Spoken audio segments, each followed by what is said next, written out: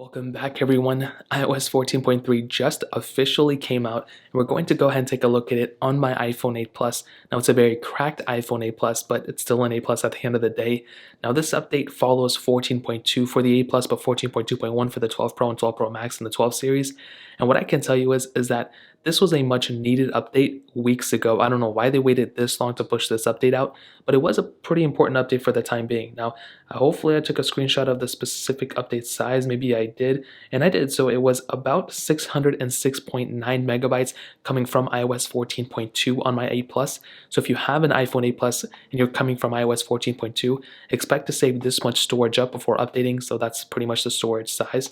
Now the release notes of this thing, like I said before, are stacked. There's a bunch of changes and the changelog is pretty crazy on this specific update, but it's much needed like I stated before.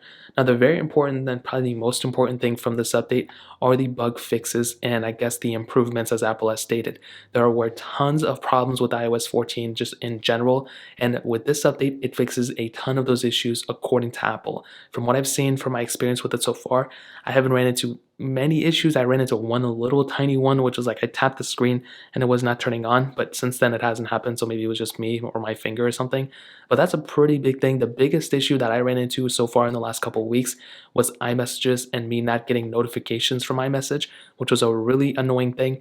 Since then, it has been said that it's been fixed and it hasn't been an issue yet, but if it has been, I'll go ahead and let you guys, and I'll probably give an update very soon.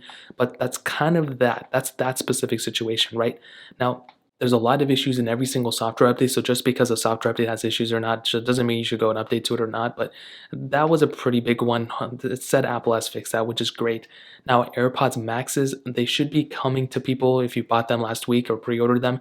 They should be arriving very soon in the next couple of days, and if you bought them, you will need to update to iOS 14.3. So if you have an iPhone 8 Plus, definitely update to iOS 14.3. That's probably going to be the only version of software that supports it for the lowest version, so you'll probably have to be updated if you want to actually use it.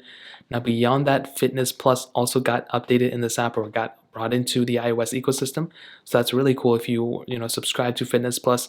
I don't even know how you use it. Is it like in the Apple TV app? I don't know. But wherever it is, you can go ahead and utilize it now wherever you want to, which is cool. And we also got ProRAW for the iPhone 12 Pro and 12 Pro Max series, which is also really cool. So to kind of answer the question, should you go ahead and update iOS 14.3 on the iPhone 8 Plus?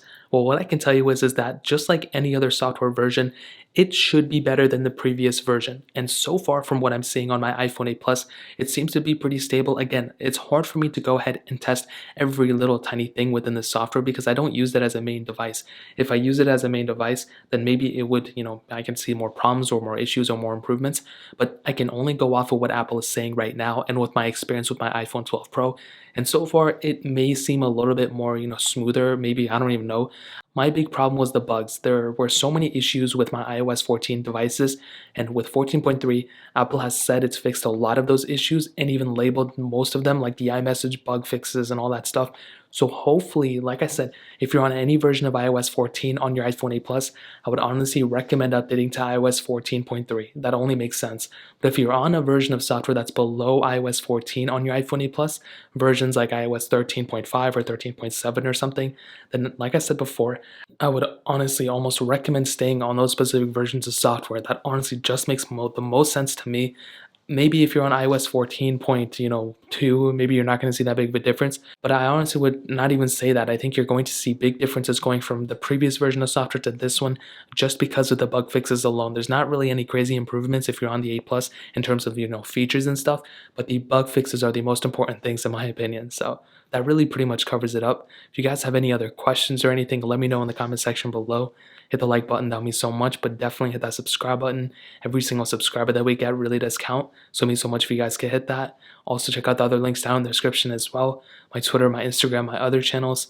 More importantly than everything else, I love every single one of you guys. Hopefully I'll catch you guys in the next video. Peace out till then.